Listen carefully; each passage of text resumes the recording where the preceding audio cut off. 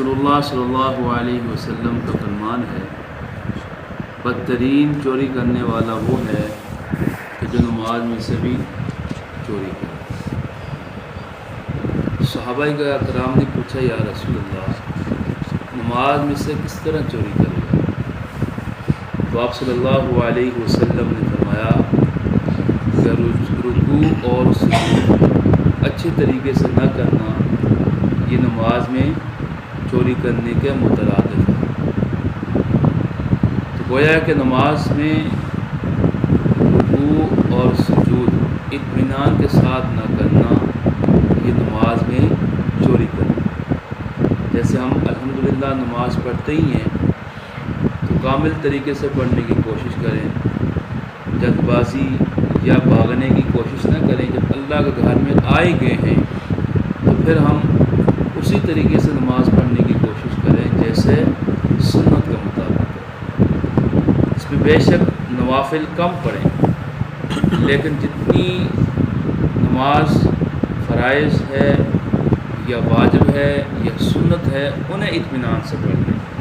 علماء نے لکھا ہے کہ نوافل جو بندہ 10 نفل پڑھ رہا ہے، 6 نفل پڑھ رہا ہے، 4 پڑھ رہا ہے، لیکن اس کی ساری نماز جلد بازی میں ہو رہی ہے، اس سے بہتر یہ ہے کہ وہ جو ضروری نماز ہے، فرض ہے، واجب ہے، سنت ہے، اسے اطمینان سے پڑھ لے۔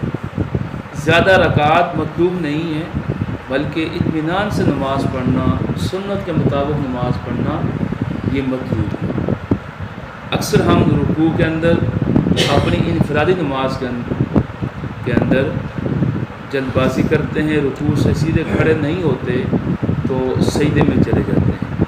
اسی طرح ایک سجدہ کیا، پھر دوسرے سجدے کے لیے جب اٹھتے ہیں جس کو جلسہ کہتے ہیں، اس جلسے کے اندر بھی ہم نہیں بیٹھتے اطمینان سے، بلکہ دوسرے سجدے میں چلے جاتے ہیں۔ اس کا مسئلہ یہ ہے کہ دونوں سجدوں کے درمیان جس کو جلسہ کہا جاتا ہے، ایک دفعہ تسبیح کے برابر سبحان ربی الاعلیٰ اتنی دیر بیٹھنا واجب ہے۔ پہلا سجدہ کیا، سجدے سے اٹھے جس کو جلسہ کہتے ہیں، اس جلسے کے اندر اتنی دیر بیٹھنا کہ جتنی دیر میں ایک دفعہ سبحان ربی الاعلیٰ کہا جاتا ہے اتنی دیر بیٹھنا واجب ہے۔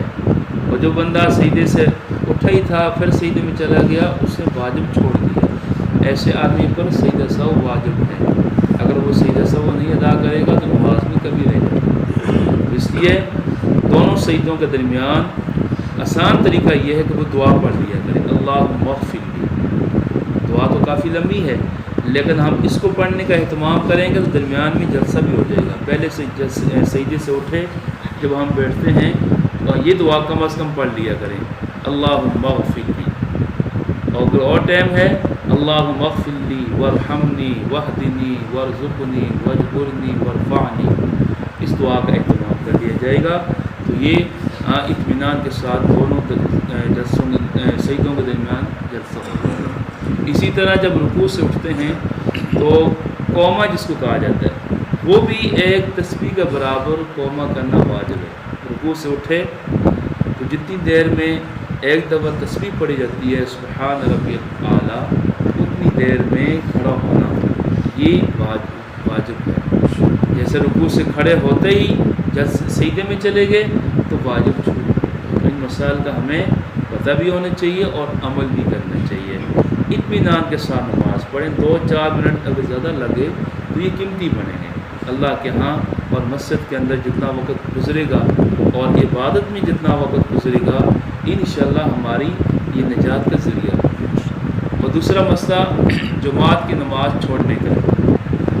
علماء نے لکھا ہے کہ جو آدمی جماعت کی نماز جان بوجھ کر قصداً معمول بنا رکھا ہے اس نے کہ وہ نماز دیر سے پڑھتا ہے، جماعت کی نماز کو چھوڑ دیتا ہے، تو فرمایا یہ آدمی گناہ کبیرہ کر رہا ہے۔ یعنی کہ چھوٹا گناہ نہیں ہے، گناہ کبیرہ، بڑا گناہ، کہ جو آدمی اس کا معمول یہی ہے کہ نماز تو پڑھتا ہے لیکن نماز کو جماعت سے نہیں پڑھتا، قصداً، کوئی مجبوری بھی نہیں، کوئی شرعی عذر بھی نہیں ہے، اور وہ اس وجہ سے کہ وہ اپنے کام میں لگا ہوا ہے، فارغ ہو کر نماز پڑھ لے گا، بعد میں پڑھ لے گا، تو یہ گناہ کبیرہ ہے، ہاں، اور یہ آدمی فاسق ہے، گنہگار ہے۔ تو اس لیے نماز ہم تو الحمدللہ پڑھتے ہی ہیں، لیکن اس کو جماعت کے ساتھ نماز پڑھنے کا ہم اہتمام کریں۔ کوئی مجبوری نہ ہو تو کوئی ایسی جو ہے عذر سامنے پیش نہ لائیں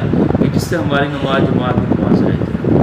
ہاں، تو جماعت کی نماز کو قصداً مسلسل چھوڑنا یہ گناہ کبیرہ ہے، اس سے ہمیں بچنا چاہیے۔ انشاءاللہ کوشش